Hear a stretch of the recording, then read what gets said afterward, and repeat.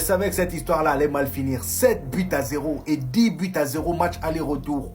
Oh, là, je commence à avoir peur pour les adversaires du Paris Saint-Germain parce que oui, les amis, là, ce que Luis Enrique est en train de construire à Paris, là, c'est terrible. Depuis le début, on voit ce qu'il veut faire, mais c'est là, ça commence à se concrétiser petit à petit. Il y en a qui viendront dire encore, oh, c'est que Brest en face. Les amis, calmez-vous. Ils ont battu une grosse équipe avant. Et si vous n'êtes toujours pas convaincu après ce match, dites-vous que le Paris Saint-Germain va désormais affronter soit Liverpool ou le FC Barcelone. C'est là qu'on verra la vraie vérité. Parce que là, j'ai comme l'impression de faire face à une équipe du Paris Saint-Germain où toute l'équipe peut marquer. Et encore une fois, c'était l'objectif de Luis Enrique quand il a laissé partir Kylian Mbappé. C'est ce qu'il voulait. Il ne voulait pas seulement un joueur qui te marquait 50 buts dans la saison et les joueurs à côté de lui foutaient rien. Ah, maintenant t'as des Kylian Mbappé qui sont tranchants comme pas possible, des Barcola. Kvaratskhelia qui vient d'arriver, lui aussi il commence à mettre dedans. Aujourd'hui, je sais même pas combien de passes décisives il a fait. Sans oublier le Neymar des temps modernes, monsieur Jérémy Doué. Oula, monsieur Désiré Doué. Le frère aujourd'hui, il a été encore buteur aujourd'hui et passeur décisif aussi. Avec le Paris Saint-Germain, c'est tout simplement 14 GA cette saison, 5 buts et 9 passes décisives. Et d'ailleurs, si vous voulez le récapitulatif de tous les buteurs, étant donné que la liste est longue, on l'a ici: Bradley Barcola, 1 but et une passe décisive; Désiré Doué, 1 but et une passe décisive; Gonzalo Ramos, 1 but et une passe décisive;